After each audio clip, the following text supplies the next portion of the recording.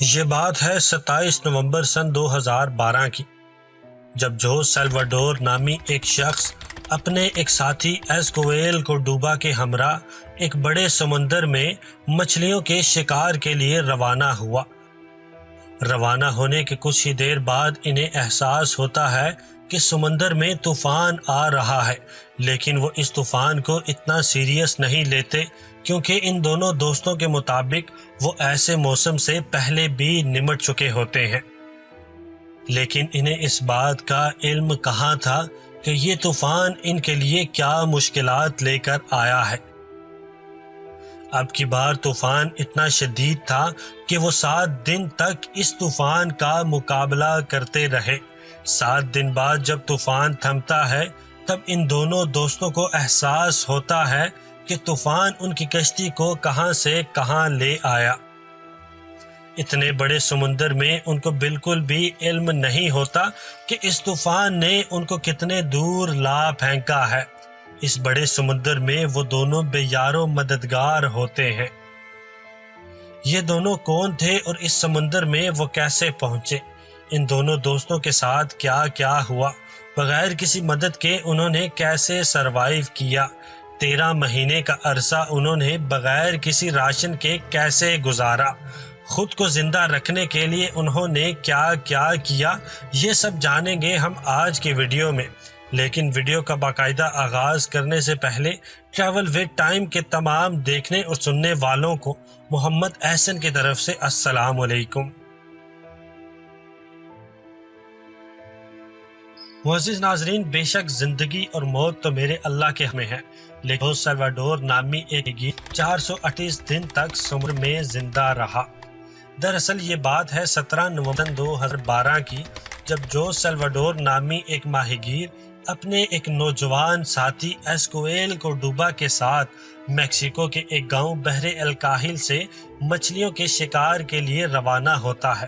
ان دونوں ماہی گیروں کا پلان تھا کہ وہ تقریباً 3 گھنٹے تک سمندر میں مچھلیوں کا شکار کریں گے، لیکن انہیں کیا پتا تھا کہ ان 3 گھنٹوں کے بدلے انہیں 13 مہینے گزارنے پڑ جائیں گے۔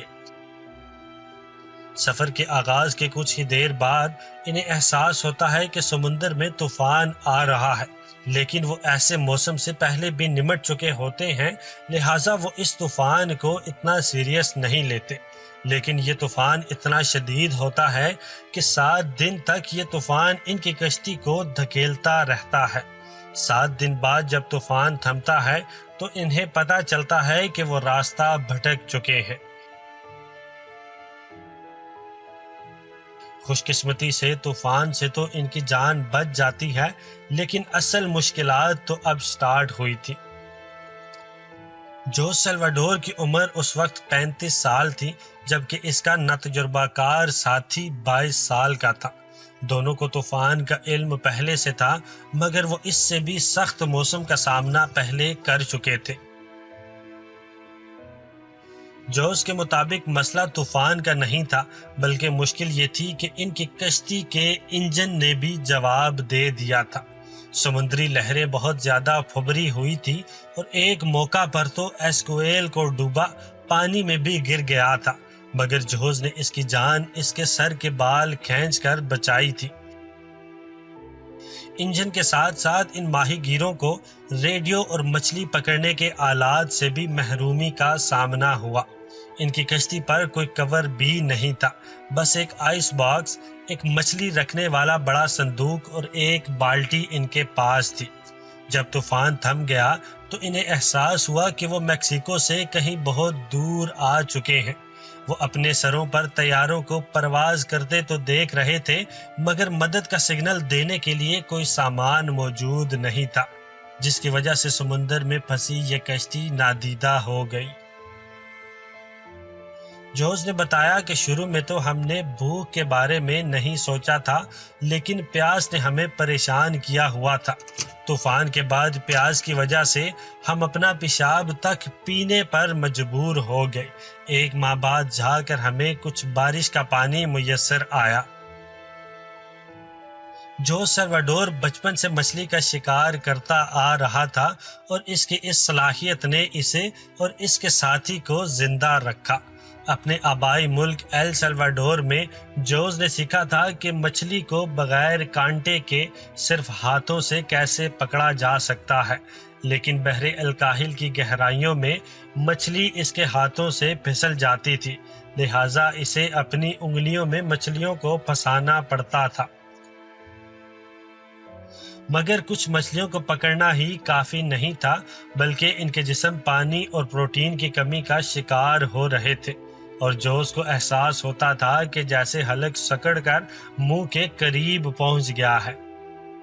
سورج کی شدید تپش ان کے جسموں کو جلا دیتی تھی۔ آئس باکس کے نیچے چھپ کر یہ اپنی کچھ نہ کچھ بچت کیا کرتے تھے۔ جب جوز نے ایک پرندے کو پکڑا تو ایسکویل کو ڈوبا خوف کے عالم میں یہ سب کچھ دیکھ رہا تھا، کیونکہ کسی زندہ مرغی کی طرح جوز نے اس پرندے کے ٹکڑے کر دیے تھے۔ ان پرندوں کے خون سے ان کو زندگی بچانے کا قیمتی سیال بھی ملا۔ جوز کے مطابق ہم ان کے گلے کاٹ کر خون پی لیتے، جس سے ہمیں ہماری حالت بہتر محسوس ہونے لگی۔ شدید بھوک کے باعث ہم ان کمزور پرندوں کے معدے کو چھوڑ کر ہر حصہ کھا لیتے تھے۔ در حقیقت سمندر میں موجود ہر چیز انہیں خوراک کا ذریعہ محسوس ہونے لگی، جیسے سمندری کچھوے، چھوٹی شارک مچھلیاں اور سمندری کائی وغیرہ، مگر زیادہ تر ان کو خوراک سے محروم ہی رہنا پڑتا تھا۔ مثلاً 3 دن میں ایک مچھلی یا 2 پرندے ان کے ہاتھ لگ جاتے۔ جوز نے بتایا کہ میں نے اس طرح کے مراحل سے گزرنے والے میکسیکن افراد سے سنا تھا کہ انہوں نے کیسے خود کو بچایا۔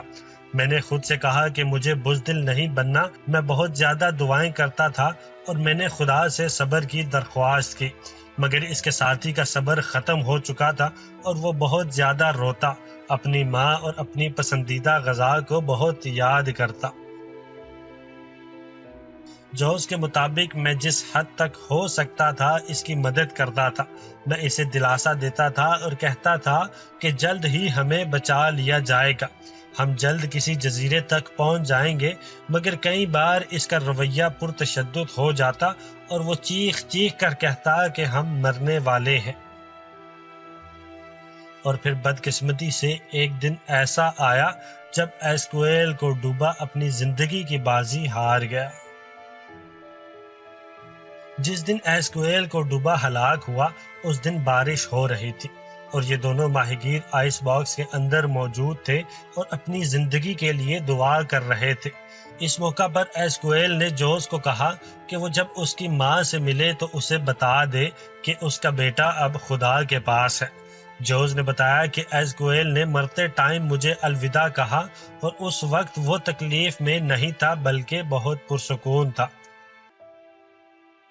ایسکویل کو ڈوبا کے مرنے کے بعد اب جوز اکیلا اس سمندر میں تھا۔ اپنے ساتھی کی موت کے بعد جوز پر مزید خوف کا غلبہ طاری ہوا اور اس نے اپنے دوست کی لاش کو سمندر کی نظر کرنے کے بعد کئی روز تک خودکشی کا سوچا، مگر اسے ڈر تھا کہ ایسا کرنے پر اسے جہنم میں جانا پڑے گا۔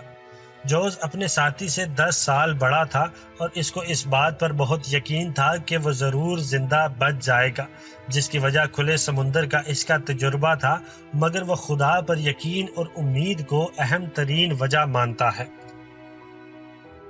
جوز نے خوراک کی تلاش پر توجہ مرکوز کی اور سمندر میں تباہ کن ایام کے دوران بھی خدا سے دعاؤں کا سلسلہ جاری رکھا۔ آخرکار کسی کشتی نے نہیں بلکہ ایک سرزمین نے جوز کی زندگی کو بچایا۔ سمندر میں 438 دن گزارنے کے بعد اسے پہاڑیاں نظر آئی اور اسے لگا کہ یہ پہاڑیاں بہت قریب ہیں، جس کے بعد اس نے پانی میں چھلانگ لگائی اور ان پہاڑیوں کی طرف تیرنے لگا، جس کے بارے میں بعد میں علم ہوا کہ وہ پہاڑیاں مارشل آئی لینڈز کا حصہ تھی۔ جوز نے بتایا کہ پہلے وہ زمین تک پہنچا اور بعد میں اس کی کشتی۔ جوز کے مطابق وہ اتنا خوش تھا کہ ریت پر گرتے ہی وہ بے ہوش ہو گیا۔ اس نے کہا کہ مجھے اب یہ فکر نہیں تھی کہ میں یہاں مر سکتا ہوں، میں جانتا تھا کہ اب مجھے میری مرضی کے خلاف مزید مچھلی نہیں کھانی پڑے گی۔